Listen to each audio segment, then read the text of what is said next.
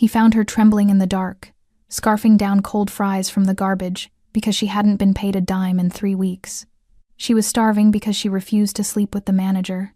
But she didn't know the man watching her wasn't just a customer, he was the owner, and he was about to lock the doors to make sure no one left until she got paid.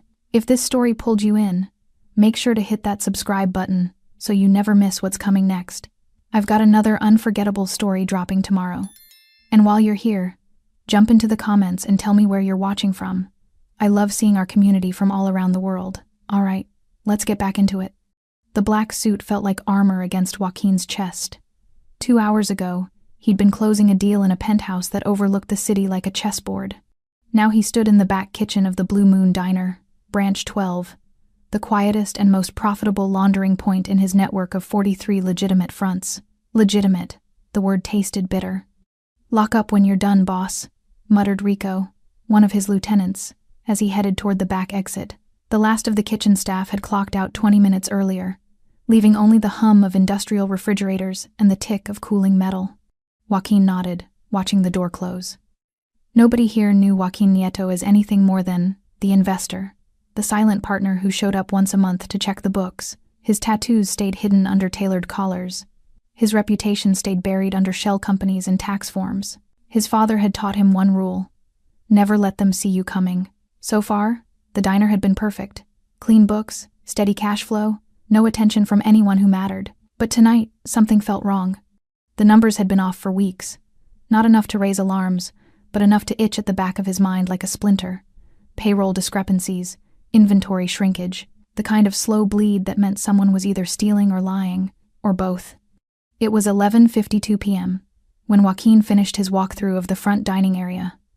The chairs were stacked. The register was closed. Everything looked normal. He was reaching for his keys when he heard it, a soft metallic clink. Then another, coming from the kitchen. Joaquin froze, instincts sharpening.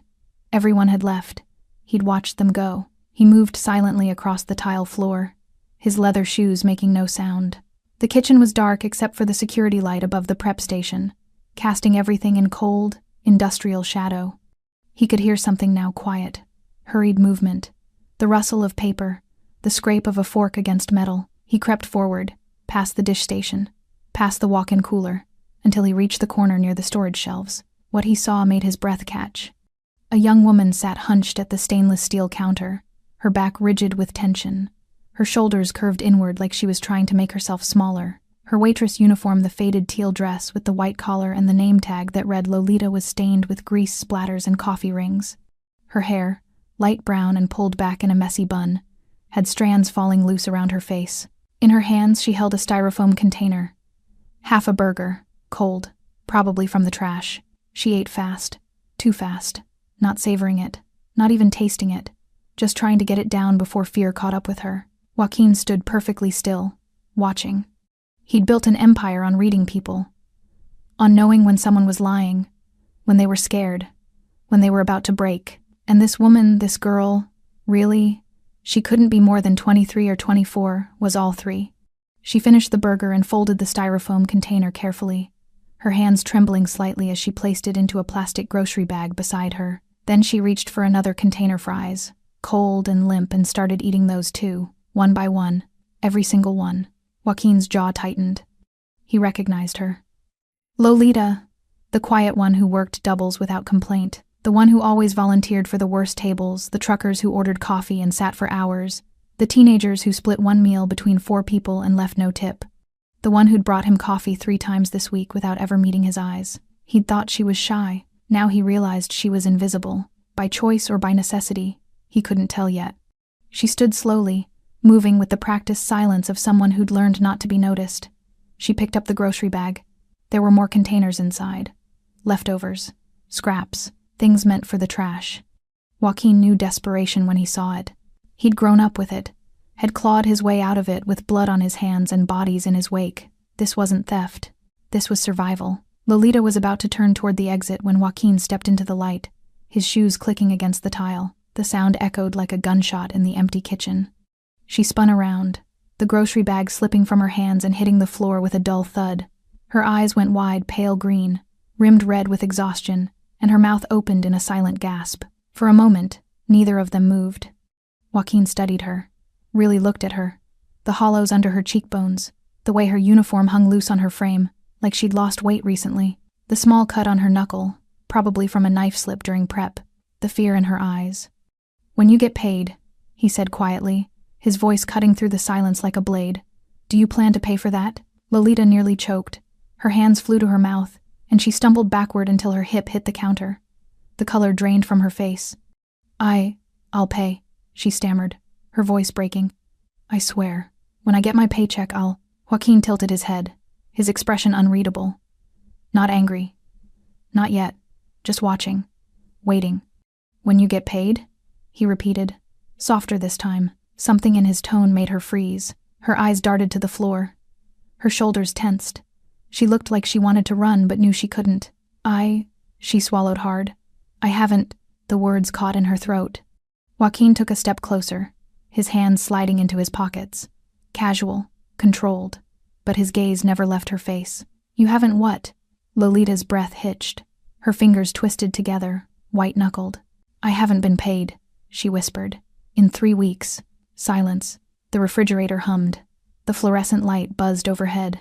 Somewhere in the distance, a car alarm went off. Joaquin didn't move, didn't blink, but inside, something shifted. 3 weeks, he said slowly. She nodded, tears welling in her eyes. "And you're still working?" Another nod. "Why?" The question hung in the air between them. Lolita's lips trembled. "Because I need the job. Because I can't afford to lose it. Because—" her voice cracked. "Because no one else will hire me." Joaquin's expression didn't change, but his jaw tightened almost imperceptibly. He knew that feeling.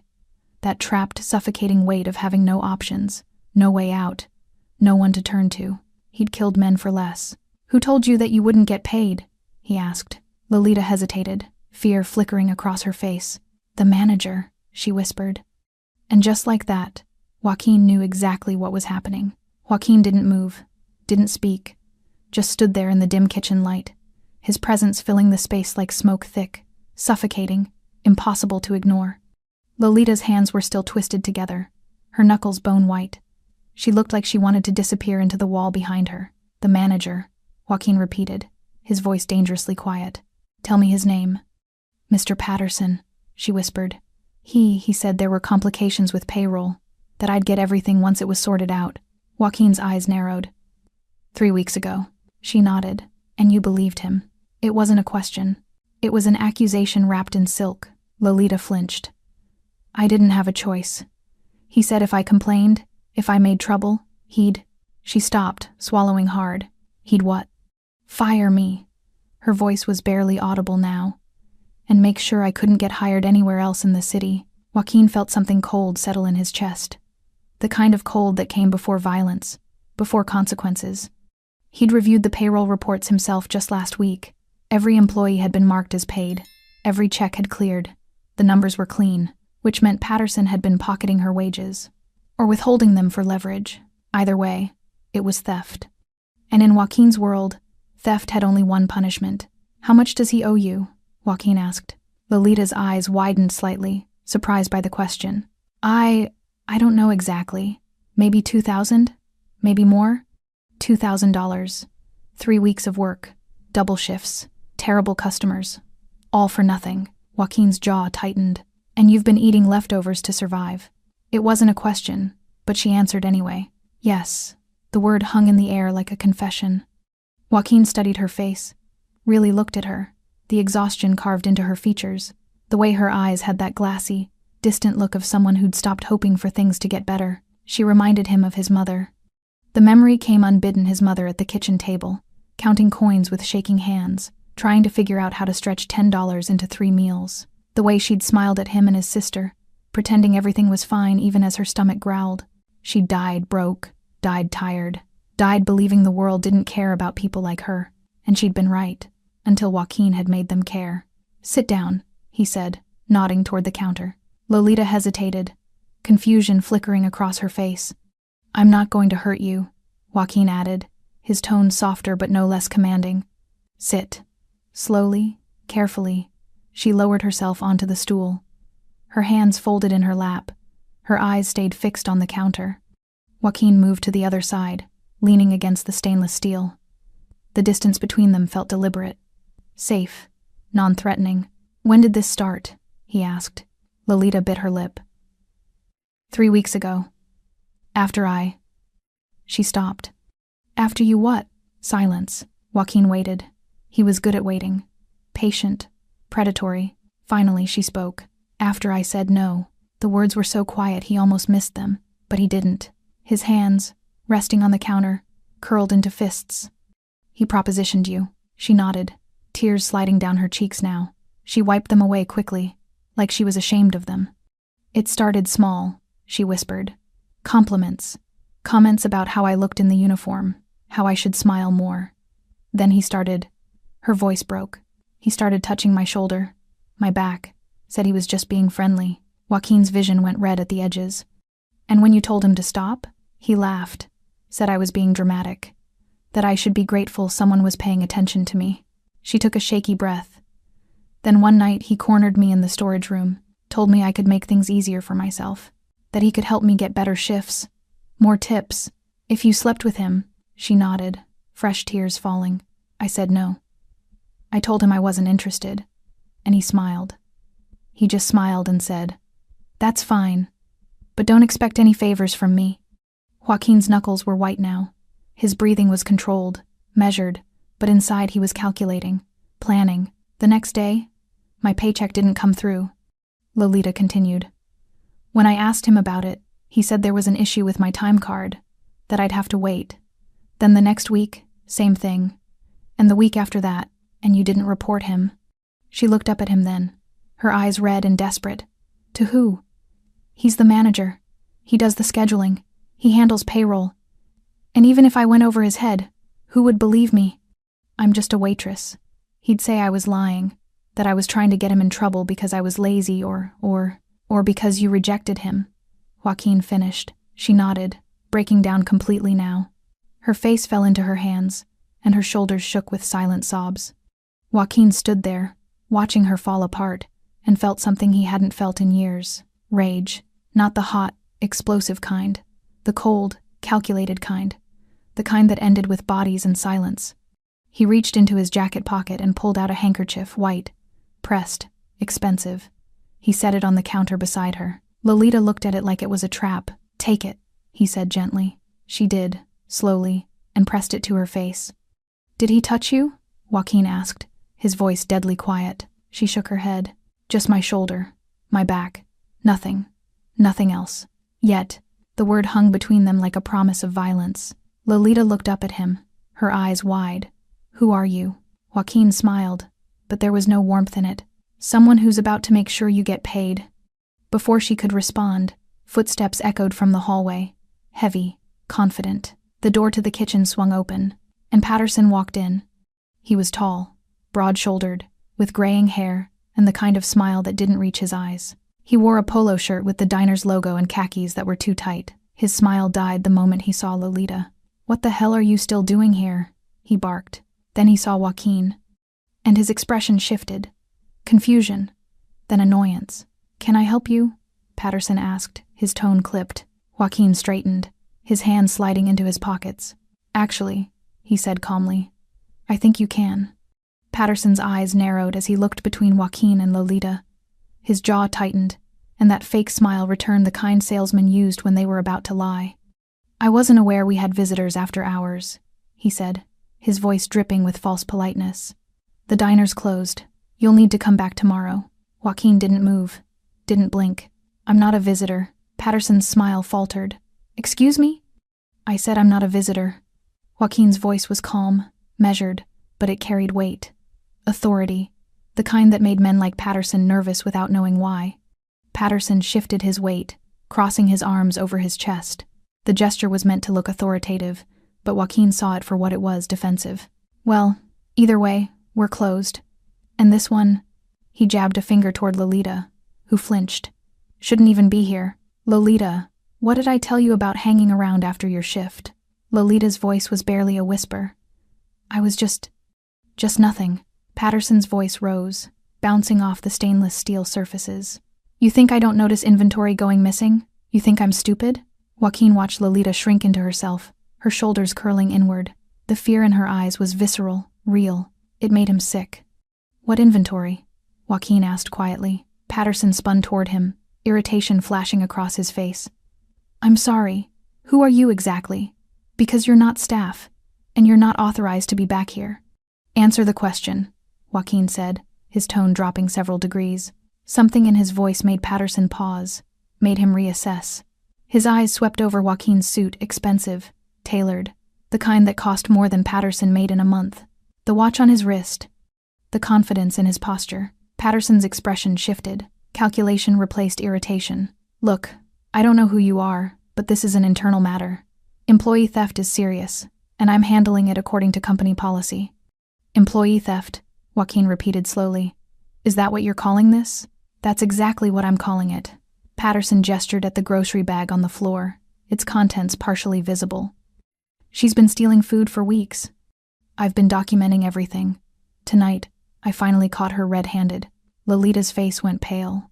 I wasn't." "Shut up," Patterson snapped. "You're already in enough trouble." The words hit her like a slap. She went silent, tears streaming down her face. Joaquin felt his control slipping. The careful restraint he'd spent years cultivating was cracking at the edges. "Documenting everything," he said, his voice deadly soft. "Interesting. Do these documents include the fact that you haven't paid her in 3 weeks?" Patterson's eyes went wide. Just for a second. Then the mask slammed back into place. "I don't know what she told you, but payroll issues are confidential. If she has concerns, she can file a complaint through the proper channels." "The proper channels," Joaquin repeated. "And those channels go through you. I'm the manager. That's how the system works. Convenient." Patterson's face reddened. "Look, I don't have time for this. Lolita, you're suspended pending a full investigation. Leave your uniform and name tag on the counter. You'll hear from us within 5 business days." Lolita stood frozen, her hands trembling. "And you," Patterson turned back to Joaquin. "Need to leave before I call the police for trespassing." Joaquin smiled. It was the kind of smile that made smart men run. Patterson wasn't smart. "The police," Joaquin said thoughtfully. "That's an excellent idea. We should definitely get them involved. I'm sure they'd be very interested in your payroll practices. Maybe the labor board too. And the health department, while we're at it." Patterson's face went from red to purple. "Are you threatening me?" "I'm suggesting transparency. This is harassment. I could sue you for what?" Joaquin took a step forward. Just one. But the space between them felt like it had shrunk by miles. "For asking why you're withholding an employee's wages?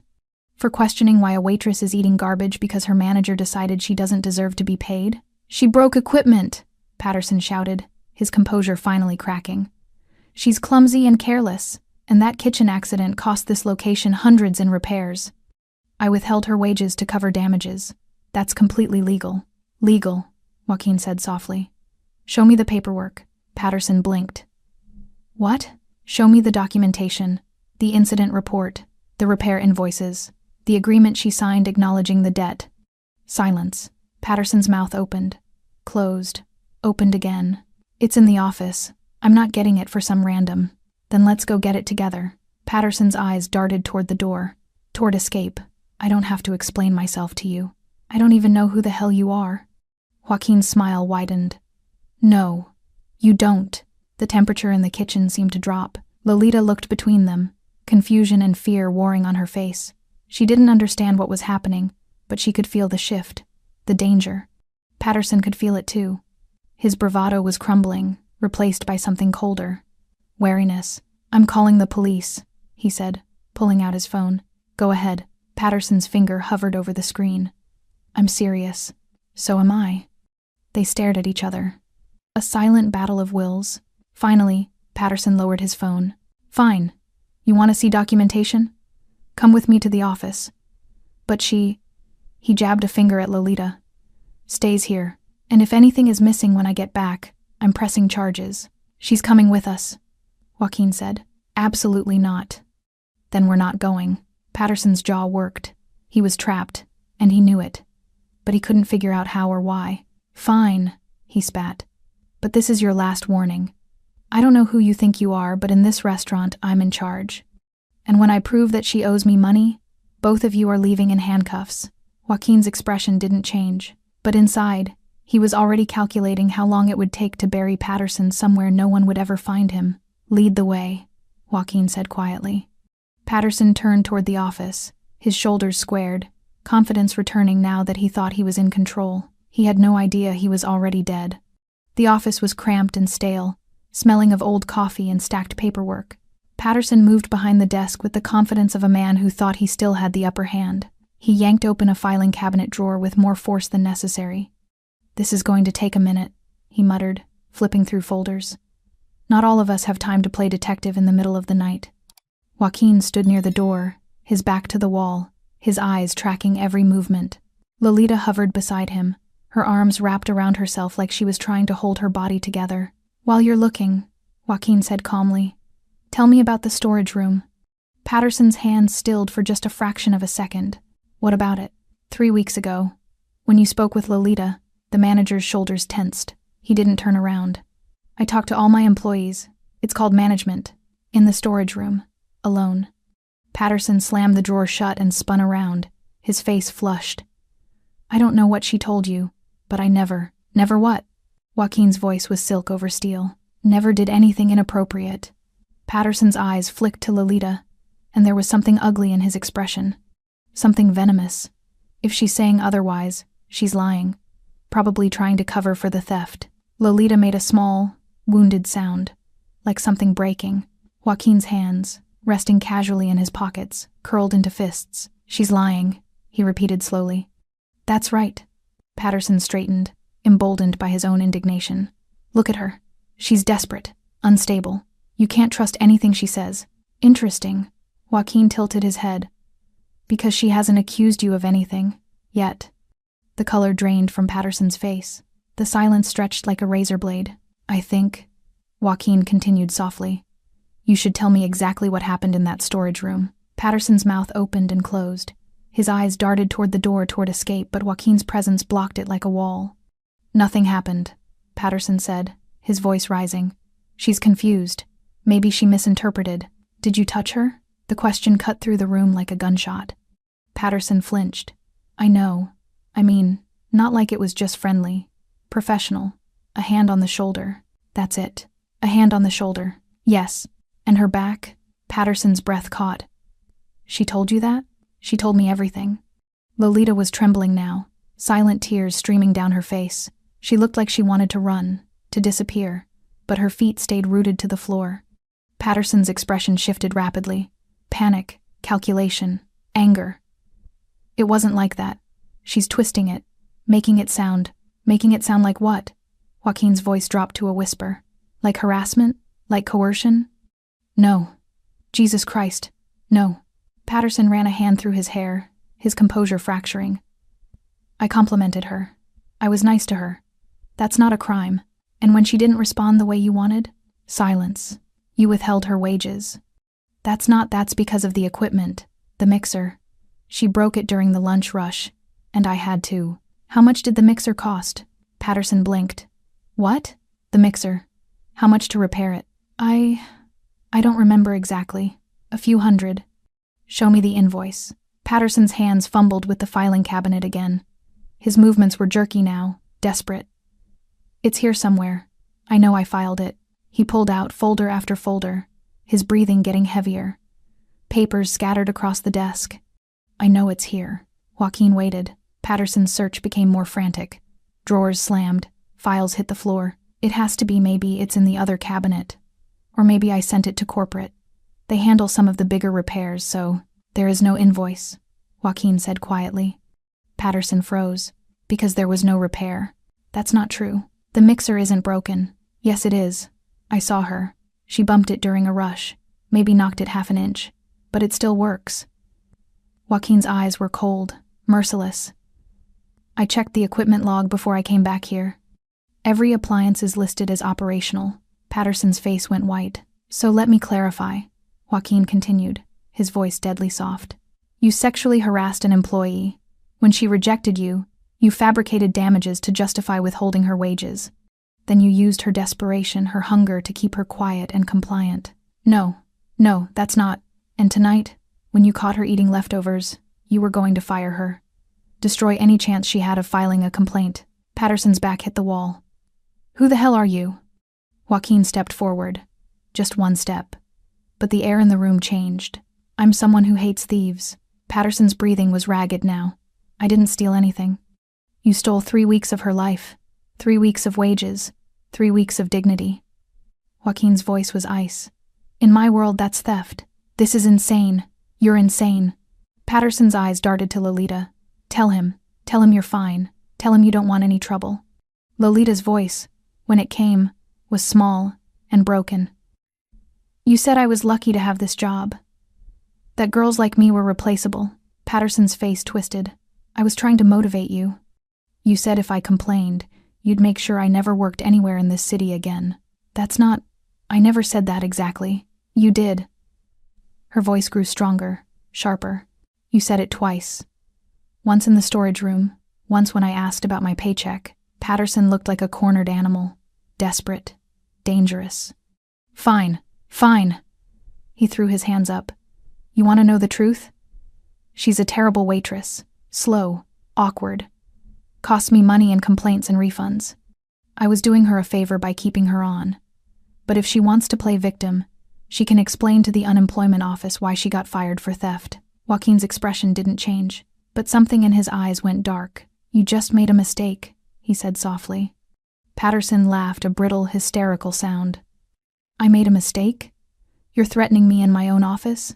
And I made a mistake? Yes. What are you going to do? Hit me? Assault me? I'll have you arrested before you. The lights went out. The office plunged into darkness. And in that darkness, Patterson heard something that made his blood run cold. Footsteps. Not from Joaquin. From the hallway. Multiple footsteps. Coming closer. The darkness lasted only 3 seconds. When the lights flickered back on, Patterson saw them. 3 men stood in the doorway. They hadn't been there before. They'd materialized like shadows, given form silent, still, and absolutely terrifying. The first was built like a bulldozer, with a shaved head and a scar that ran from his temple to his jaw. The second was lean and wiry, with dead eyes that had seen too much and felt too little. The third wore an expensive watch and a smile that never reached his eyes. Rico. The one who'd left earlier, except he hadn't left at all. Patterson's mouth went dry.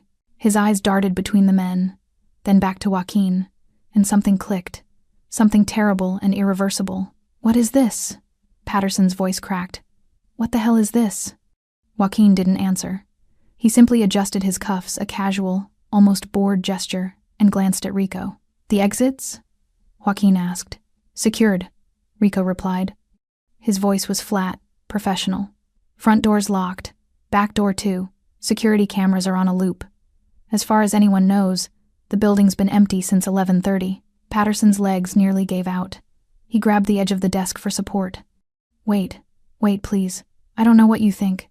Quiet. The word was barely above a whisper, but it cut through the room like a blade. Patterson's mouth snapped shut.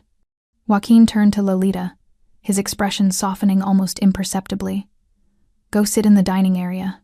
Don't come back here until I call for you. Lolita's eyes were wide, her face pale. She looked between Joaquin and Patterson, understanding something was about to happen but not quite grasping what. Is he? Her voice trembled. Are you going to? Just go, Joaquin said gently. You don't need to see this. She hesitated for one more moment, then turned and fled. Her footsteps echoed down the hallway, fading into silence. The door clicked shut behind her. Now it was just Joaquin, Patterson, and the 3 men who looked like they'd walked out of a nightmare. Patterson's breathing came in short, panicked gasps. Look, I don't know who you are, but this is kidnapping. This is illegal. You can't. Can't what? Joaquin asked softly. Patterson's mouth worked, but no sound came out. Joaquin moved to the desk and sat on the edge. His posture relaxed, almost casual, like they were discussing the weather. Let me tell you what I think happened here. You saw an opportunity. A young woman, alone, desperate, no family, no connections, no one to complain to. Patterson shook his head frantically. That's not... You tested her, Joaquin continued, ignoring the interruption. Small touches, comments, seeing how much she'd tolerate. And when she finally said no, you punished her. Not with violence. That would be too obvious. No, You used something quieter, something crueler. He paused, letting the words sink in. You took away her ability to survive. Patterson's face was ashen now. Sweat beaded on his forehead. I want a lawyer. You can't do this without a lawyer. Joaquin smiled, but there was no warmth in it. You think this is a legal matter? I have rights. You had rights, Joaquin corrected. Past tense. The temperature in the room seemed to drop 10 degrees. Patterson looked at the 3 men blocking the door, looked at Joaquin, and finally understood. Oh God, he whispered. Oh my God. Joaquin stood, his movements fluid and unhurried. I'm going to ask you a question, and I want you to think very carefully before you answer. Patterson nodded frantically, tears forming in his eyes. Did you touch her? I already said. Not what you told me before, what you told me when you thought I was nobody. Joaquin's voice was ice. Did you touch her? Patterson's knees buckled. He grabbed the desk chair for support. Just her shoulder, her back. I swear that's all. I never forced, but you wanted to. Silence, didn't you? Patterson's face crumpled. I didn't do anything. She was always there. Always smiling. Always so damn nice. And I thought maybe you thought she'd be grateful, Joaquin finished. That a girl like her would be lucky to have your attention. Patterson said nothing, but the guilt on his face was answer enough. Joaquin inhaled slowly, his jaw tightening. For a moment, the mask slipped. For a moment, the rage showed through, cold and lethal and absolute. Then he smiled, and somehow, that was worse. Here's what's going to happen, Joaquin said quietly. You're going to open the safe. You're going to take out every dollar you owe Lolita, and you're going to count it. Yourself.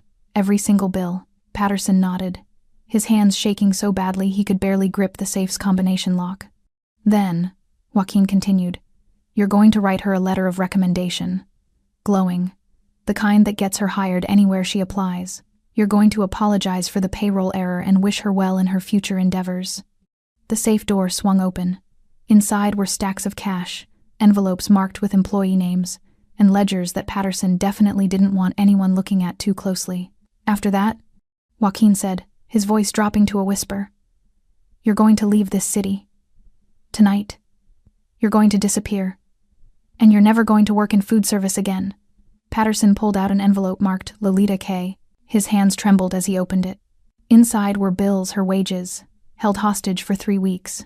If I ever hear your name again, Joaquin continued, if I ever hear that you're managing another restaurant, supervising another young woman, putting your hands on someone who can't fight back. He leaned in close. I won't give you a choice next time. Patterson's breath came in short, terrified gasps. Okay, I'll leave. I'll go tonight. I swear. Good. Joaquin straightened, smoothing his jacket. Rico, make sure Mr. Patterson understands the terms of his departure. Rico smiled. It was not a kind smile. My pleasure, boss. Patterson looked like he might vomit. Joaquin walked to the door, then paused. One more thing. Patterson looked up, tears streaming down his face. If anything happens to Lolita, if she has an accident, if she loses her apartment, if she so much as trips on the sidewalk, I'm going to assume you had something to do with it. I won't. I swear I won't. Joaquin studied him for a long moment.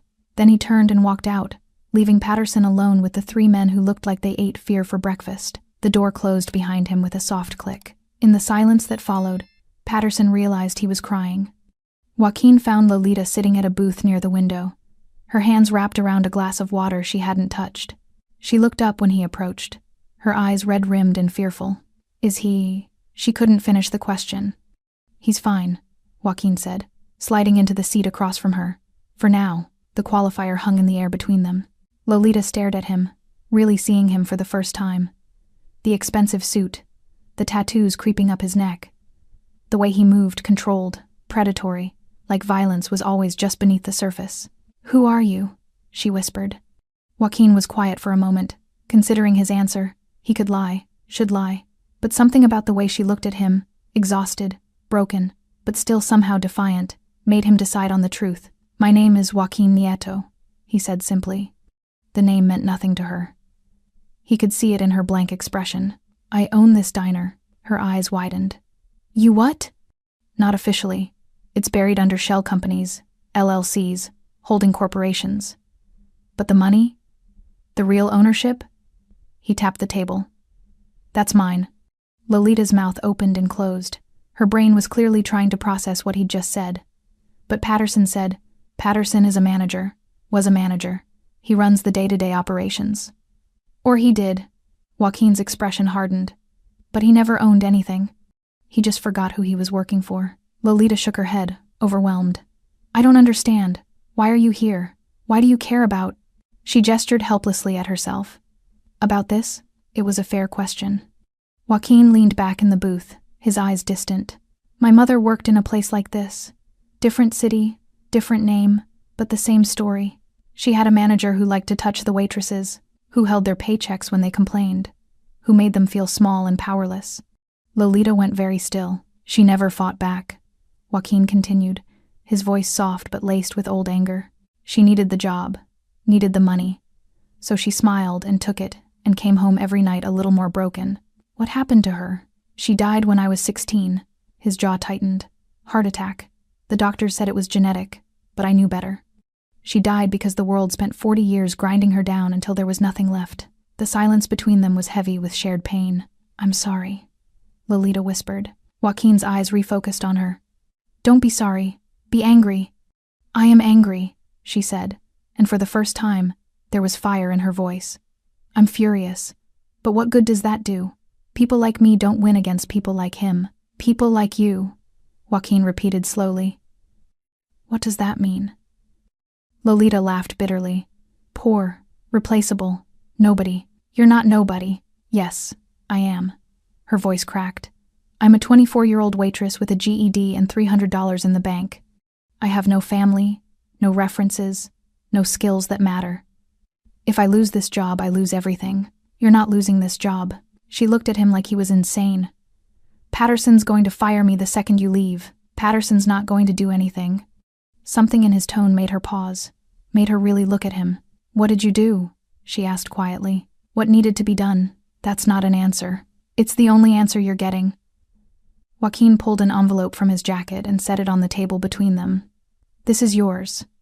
Lolita stared at the envelope like it might explode. What is it? 3 weeks of wages. Every dollar Patterson owed you.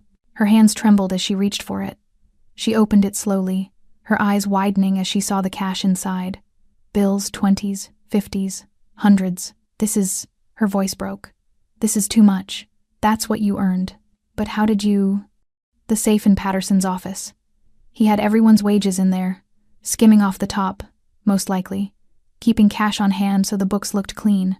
Lolita's face went pale. He was stealing from everyone? Not everyone, just the ones who couldn't fight back. Joaquin's expression darkened. The young ones, the desperate ones, the ones who needed the job too much to complain. Tears spilled down her cheeks. She clutched the envelope like it was a lifeline. I can't believe I thought I was going crazy. Thought maybe I'd done something wrong. You didn't do anything wrong. I should have reported him. To who? Joaquin asked. He was the authority. The system was designed to protect him, not you. The truth of that statement hung between them like a guillotine blade. Lolita wiped her eyes, trying to compose herself. What happens now? Now you cash that money. You eat real food. You sleep in a real bed. And Patterson? Patterson is leaving, Joaquin said simply. Tonight. He won't be bothering you or anyone else again. Did you? She couldn't finish. He's alive, Joaquin said. But he understands the consequences if he ever comes back. Lolita studied his face, trying to read what that meant. You're not just an investor, are you? No. What are you? Joaquin smiled, but there was no humor in it. Someone who solves problems. By scaring people, by making sure people understand that actions have consequences. He leaned forward, his eyes locked on hers. Patterson thought he was untouchable, thought he could abuse his authority without anyone noticing or caring. He was wrong. Because of you. Because he picked the wrong person to hurt. Lolita's breath hitched. I'm nobody. Why would you... Stop saying that. Joaquin's voice was sharp. You're not nobody. You're someone who got ground down by a system that doesn't care about people like you. Like my mother. Like too many people I've watched get destroyed by men like Patterson. He stood, smoothing his jacket. Tomorrow morning you're going to come back to work. You're going to find out that Patterson took a sudden leave of absence. The assistant manager will be handling things until we find a replacement. A replacement? Someone who knows how to treat employees like human beings. Lolita stood too, clutching the envelope. I don't know what to say. Don't say anything. Joaquin's expression softened slightly. Just don't let anyone make you feel powerless again. She nodded, tears streaming freely now. Joaquin walked toward the door, then paused. And Lolita? She looked up. You're not replaceable. Don't ever let anyone tell you different. The door chimed as he left, disappearing into the night like a shadow. Lolita stood alone in the empty diner, holding 3 weeks of her life in her hands, and for the first time in months, she felt something she'd almost forgotten. Hope. Patterson sat in the office chair, his hands still trembling as he counted the bills. Rico stood behind him, close enough that Patterson could feel his breath on the back of his neck. The other 2 men flanked the door like statues carved from violence. Faster, Rico said quietly. Patterson's fingers fumbled with a stack of 20s. I'm going as fast as I can. Not fast enough. The bills fluttered onto the desk. Patterson had to start counting again. Sweat dripped down his temple, stinging his eyes. 2,400, he finally said, his voice hoarse. That's everything. Every dollar He caught himself. Every dollar she's owed. Rico leaned down, his face inches from Patterson's ear. Plus interest. What? You held her money for 3 weeks. That's 21 days she went hungry because of you. 21 days of suffering. Rico's voice was ice. Add 500. Call it emotional damages. I don't have... A hand clamped down on Patterson's shoulder. The grip was gentle, almost friendly. But the threat was unmistakable. Find it, Rico said. Patterson's hands shook as he pulled open his wallet. Inside were credit cards, receipts, and $300 in cash. His emergency money. The stash he kept for bar tabs and late-night poker games. He added it to the pile. That's only 300, Rico observed. It's all I have. I swear, Patterson's voice cracked. You've taken everything. Rico considered this. Then he nodded to the man with dead eyes. Check the desk drawers. The man moved with disturbing efficiency. He pulled out drawer after drawer, dumping contents onto the floor. Pens scattered, papers flew, and there, in the bottom drawer, wrapped in a rubber band, more cash. $250. Rico picked it up, counted it, and added it to the pile. 2,950. Close enough. Patterson looked like he might cry. That was my rent money. Should have thought of that before you decided to play games with someone else's. The silence stretched. Patterson could hear his own heartbeat pounding in his ears. Now the letter, Rico said. Patterson grabbed a piece of company letterhead with shaking hands. What do you want me to say? That Lolita Kelly is an exceptional employee, punctual, professional, hardworking, that any establishment would be lucky to have her. Patterson's hand hovered over the paper. His pride, his ego, everything in him screamed to refuse, but the 3 men in the room made it clear refusal wasn't an option. He wrote. His handwriting was messy, almost illegible, but he wrote what they told him to write. Every word felt like swallowing glass. When he finished, Rico took the letter, read it, and nodded. Sign it, Patterson signed. Date it. He dated it. Rico folded the letter carefully and tucked it into his jacket. Then he pulled out a small notebook and a pen. Now we discuss your departure. Patterson's stomach dropped. I said I'd leave. I meant it. I'll be gone by morning. Where? What? Where are you going? Rico's pen was poised over the paper. I need a city, an address, a phone number. I don't know yet. I haven't figured it out. Now, Patterson's mind raced. Family? No. His brother hated him. Friends? He didn't have any real friends. Just drinking buddies and poker acquaintances. Phoenix, he blurted out. I have a cousin in Phoenix. I can stay with him until I find work. Rico wrote it down. Name? Eddie. Eddie Patterson. Address? I don't know the exact address. I'd have to call him. Rico looked up, his expression flat. Then call him. Patterson pulled out his phone with shaking hands. It took 3 tries to unlock it. He scrolled through his contacts, found Eddie's number, and pressed call. It rang 4 times before someone picked up. Yeah? Eddie's voice was groggy, irritated. Eddie, it's me. Listen, I need a favor. Do you know what time it is? Patterson glanced at the clock. 1:47 a.m. I know. But this is important. I need to stay with you for a while. Just a few weeks until I get on my feet. Silence on the other end. Eddie, what did you do? Nothing. Work didn't pan out. I need to relocate. In the middle of the night. Yes. More silence. Then Eddie sighed. Fine. But you're sleeping on the couch, and you're paying rent. I'm not running a charity, of course. Thank you. What's your address? Eddie rattled off an address in a Phoenix suburb. Patterson repeated it while Rico wrote it down. I'll be there by tomorrow afternoon, Patterson said. Whatever. Eddie hung up. Patterson lowered the phone, his hands still trembling. There. I have a place. I'll be gone by dawn. You'll never hear from me again. Rico studied the notebook. Phoenix. Good. Long way from here. He looked up, and his smile was predatory, but not far enough that we can't find you if we need to. The threat was clear. Patterson nodded frantically. I understand. I won't come back. I won't contact anyone here. I'll disappear. You will, Rico agreed. But just so we're clear on what happens if you don't. He gestured to the man with the scar. The man stepped forward and placed a photograph on the desk. Patterson's blood turned to ice. It was him, leaving his apartment, getting into his car. The photo was recent, dated from this morning. We know where you live, Rico said conversationally. We know what you drive. We know your routines, your habits, your favorite bar. Another photograph. Patterson at a liquor store. Another. Patterson at a gas station. We've been watching you for 2 days, Rico continued. Ever since the boss started noticing irregularities in the payroll, Patterson felt like he might vomit. If you come back, Rico said, his voice dropping to a whisper, if you even think about retaliating against Lolita or anyone else who works here, we'll know.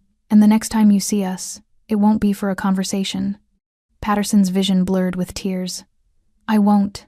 I swear on my life, I won't. Rico stood, smoothing his jacket. Good.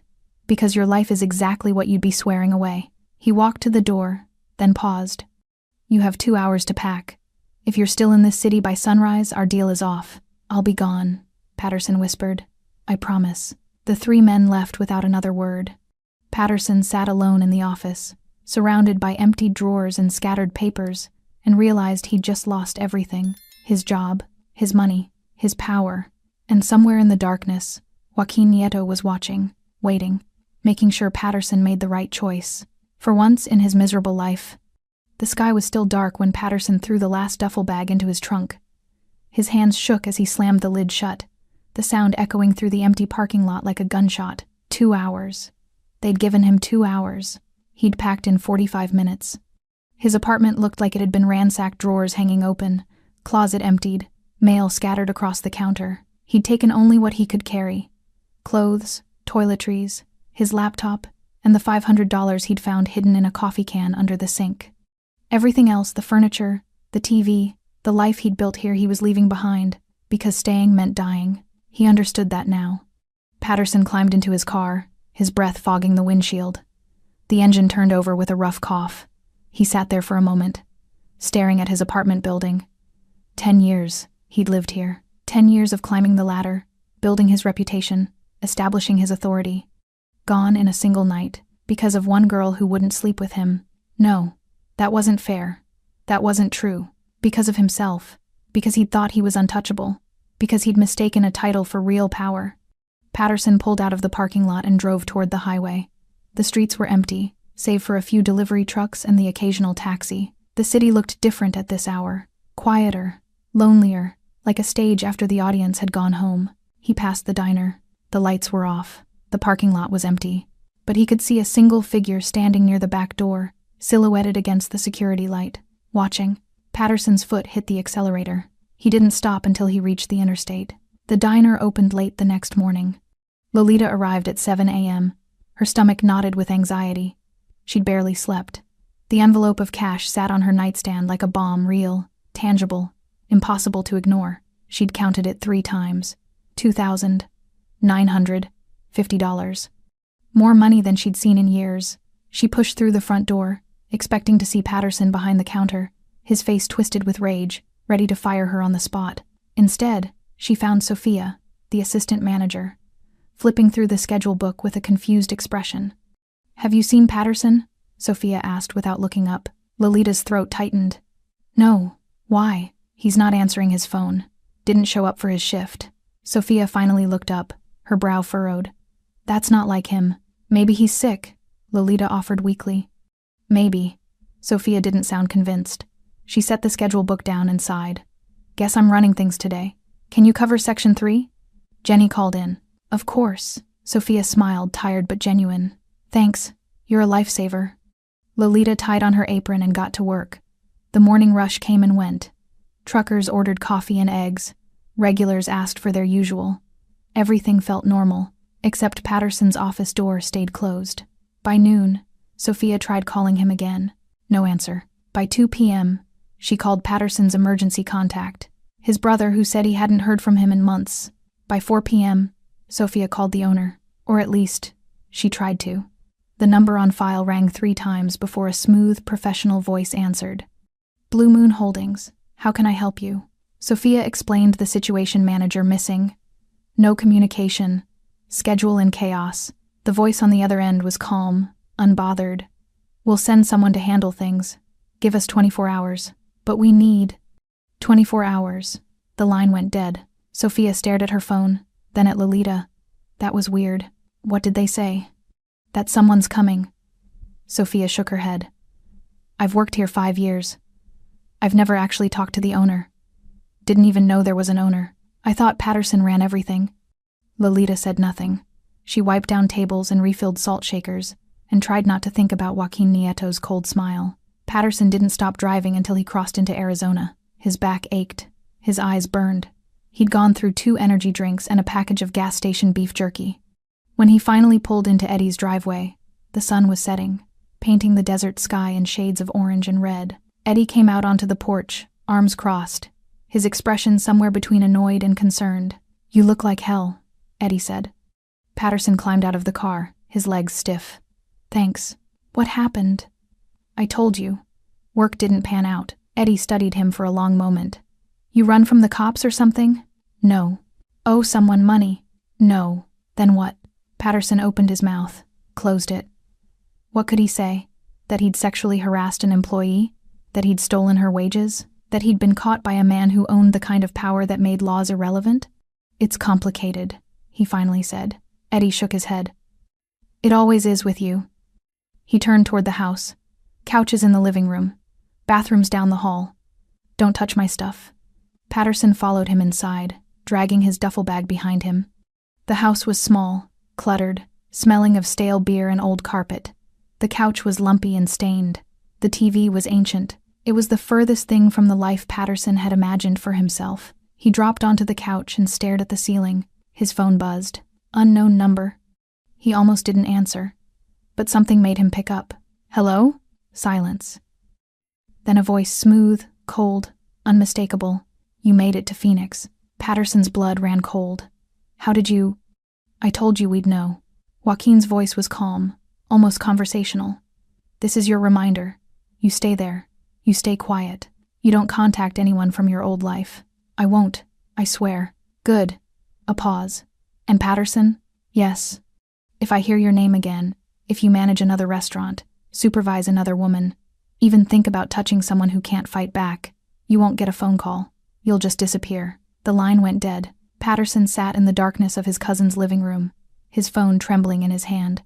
He'd driven 600 miles, and it still wasn't far enough.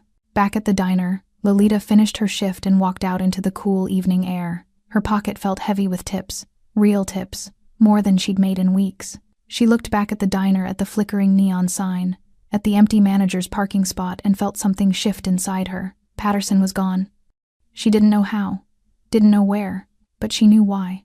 And for the first time in 3 weeks, she walked home without looking over her shoulder, without counting every dollar, without eating from the trash. She walked home free. Lolita stood in the now familiar office, but everything about it felt different. The stale coffee smell remained, but Patterson's presence had been scrubbed from the space. The filing cabinet stood neatly closed. The desk held only a new ledger, a pen, and a single key.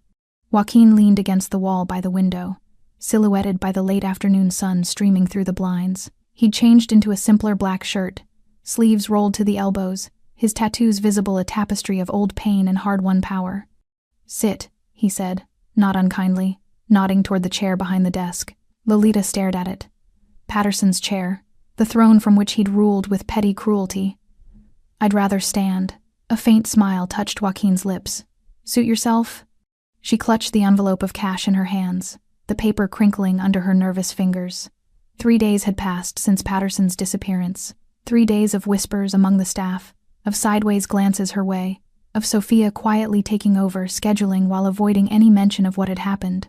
"You asked to see me," Lolita said, her voice steadier than she felt. "I did." Joaquin pushed off the wall and moved to sit on the edge of the desk, putting them at eye level. "How are you sleeping?" The question surprised her. "Better. I bought groceries." "Good." He studied her face with that unnerving focus. "The money's gone where it should? Rent's paid. Fridge is full." She hesitated. "I bought a new uniform.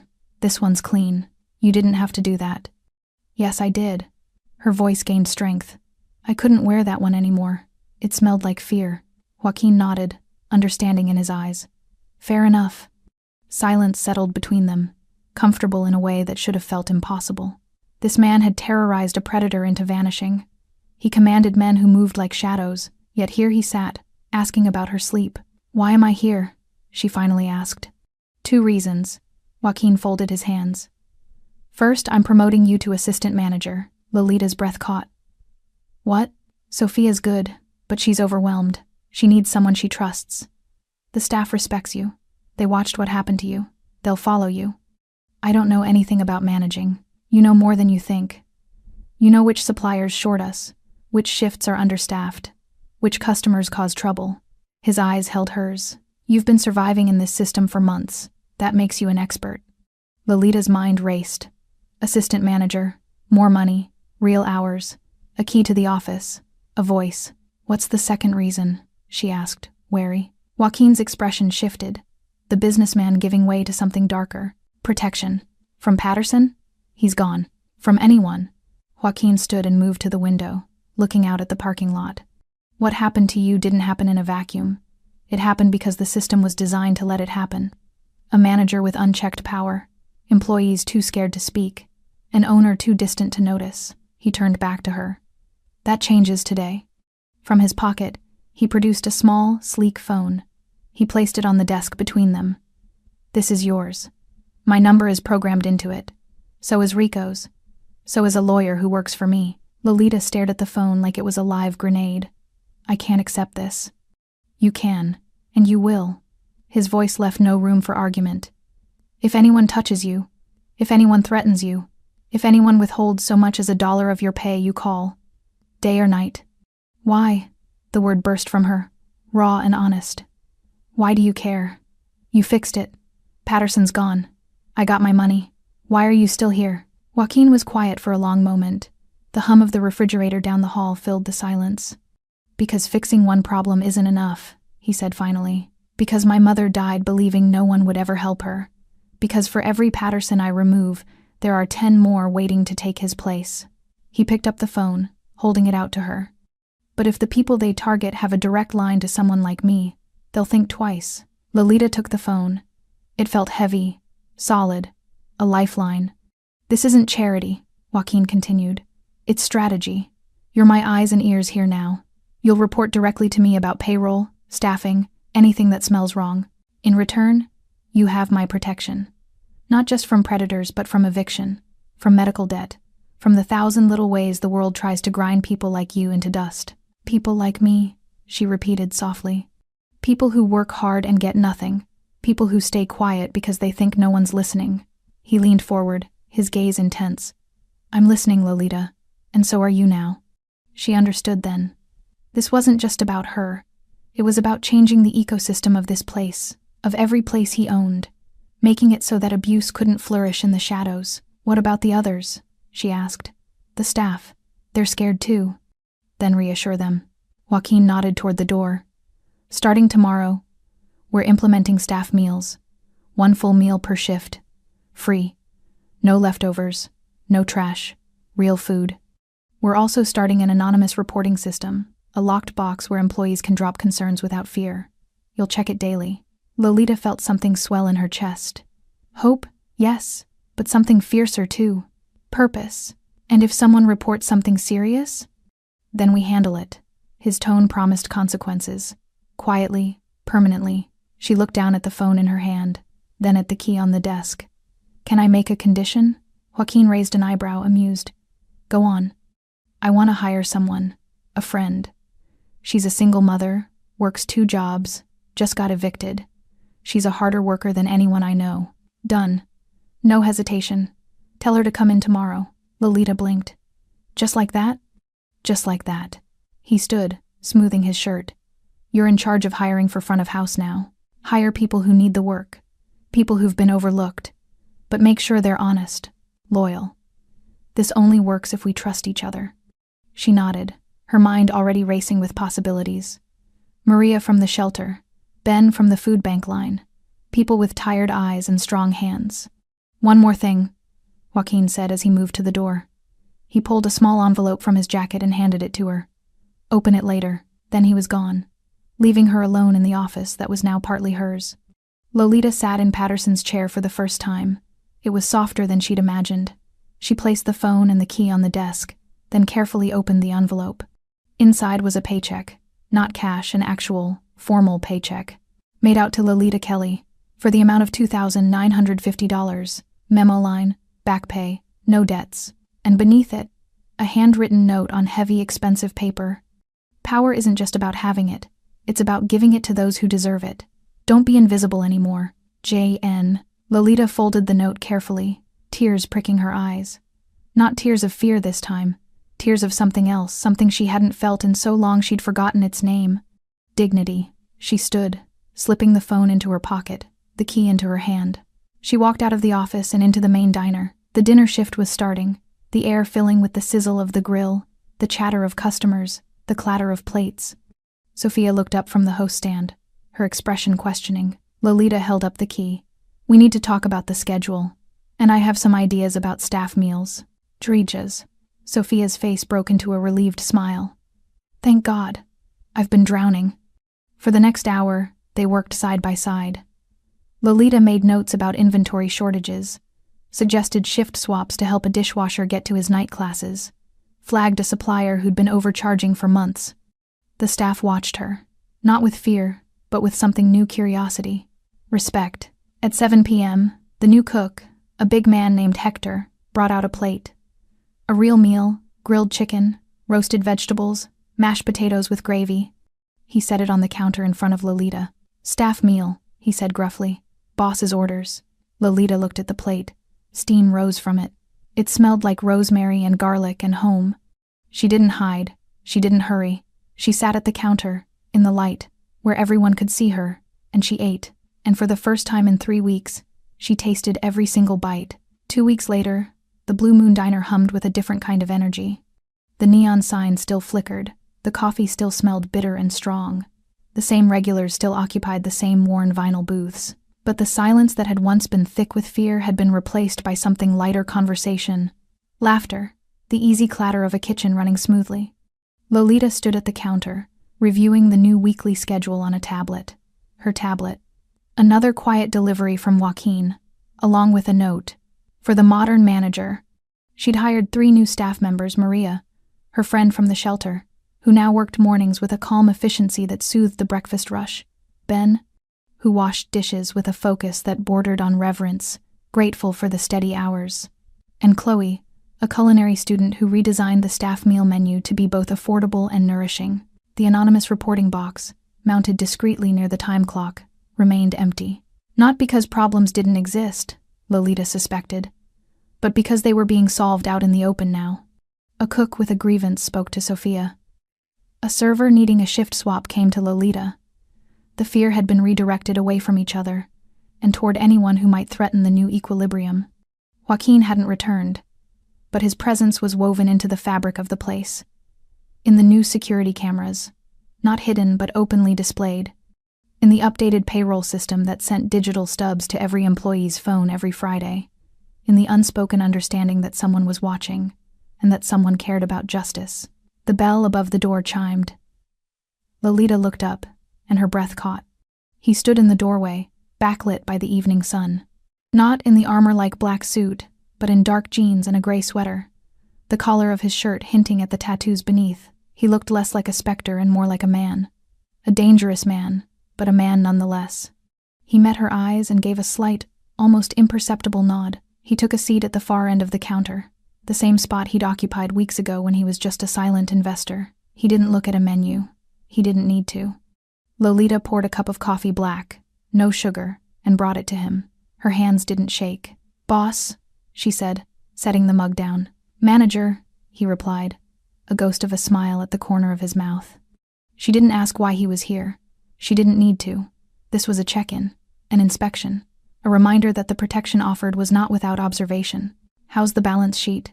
he asked quietly, his eyes scanning the dining room. "Up 12% since last month.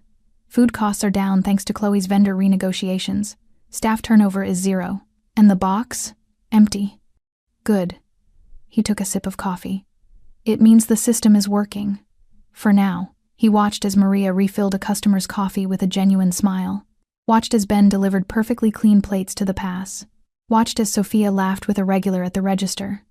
"You've built something here," he said, his voice low. "We did," Lolita corrected gently. He glanced at her, and for a moment, the mask slipped completely. She saw not the Mafia boss, not the Avenger, but the boy who'd watched his mother count coins. The man who carried the weight of every injustice he couldn't prevent. "She would have liked this," he said, so quietly she almost didn't hear it. Lolita didn't ask who. She knew. "I think so too." Hector appeared from the kitchen, holding 2 plates. He set one in front of Joaquin, the same grilled chicken and vegetables Lolita had eaten her first night as assistant manager. He set the other in front of Lolita. "Staff meal," Hector said, then returned to the kitchen without another word.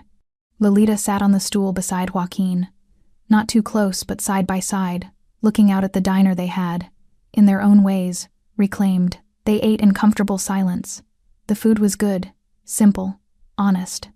As Joaquin finished, he pushed his plate away and turned slightly on his stool, his gaze settling on her. "You're not afraid anymore." It wasn't a question. "No," she said. "I'm angry. But it's a clean anger. It fuels me, instead of starving me." "What are you angry at?" "The world that makes places like this necessary." She gestured around them. "The system that tells people like Maria, like Ben, like me, that we're disposable, that our suffering is just the cost of doing business." She looked at him. "I'm angry that it took someone like you to change it." "Someone like me," he repeated, a dark amusement in his eyes. "A man who operates outside the law to enforce a better one." He considered this, nodding slowly. "The law protects property, not people. I protect what's mine." "And we're yours now?" she asked, not challenging but understanding. "Yes. No apology, no euphemism, which means no one else touches you, no one else exploits you. You work, you get paid, you go home safe.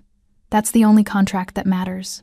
He stood, pulling a folded bill from his pocket and placing it under his coffee mug. $100 bill, far too much. A message, not a payment. "The promotion becomes permanent tomorrow," he said. "Salary, benefits, a percentage of the profits. The details are in your email." Lolita stood as well, facing him. "Thank you." "Don't thank me. You earned it." He looked at her, really looked at her, and she saw the predator, the protector, and the man, all woven together. "This only works if you never go back to being invisible. You see everything, you hear everything, and you tell me, I will." He turned to leave, then paused, his hand on the door. He looked back at the diner, at the warm light, the full booths, the staff moving with purpose instead of dread. The image mirrored the one from weeks before, but everything had changed. The counter was the same stainless steel. The hum of the refrigerator was the same, but the girl eating leftovers in the dark was gone. In her place was a woman standing in the light, well-fed, unafraid, and in charge. Joaquin's eyes met Lolita's one last time across the room. A silent acknowledgement passed between them of what had been done, of what had been saved, of the fragile, brutal justice they now shared. Then he was gone, melting into the twilight as seamlessly as he'd arrived. Lolita cleared his plate and mug. She didn't look at the $100 bill. She would put it in the new staff emergency fund, a small reserve she'd started for medical copays or sudden car repairs. She walked back to the counter and finished her coffee, cold now, but still welcome. The night shift began to trickle in, greeting her by name. She felt their trust, a fragile and precious thing. She thought of Patterson, somewhere in Phoenix, sleeping on a stained couch. She thought of Joaquin, moving through the city's shadows, righting wrongs with terrifying efficiency. She thought of her mother, who'd worked her hands raw in a similar diner, and died believing no one would ever help. The most terrifying man in the city had walked into her darkest moment. He hadn't offered kindness. He hadn't offered charity. He had offered power, and in doing so, he had given her back her life. Lolita picked up her tablet, ready to face the night's orders. She stood straight, her uniform crisp, her eyes clear. She was no longer a girl hiding in a kitchen. She was a woman who had been seen, and the man who'd seen her, the man who hadn't looked away, had changed everything. Thanks for staying with this story right till the final moment. You're the reason these stories come alive. If you're ready for another powerful journey, just tap the next video on your screen. And before you go, leave a quick comment and rate this story from 1 to 10. I'm excited to see your thoughts and connect with you down there.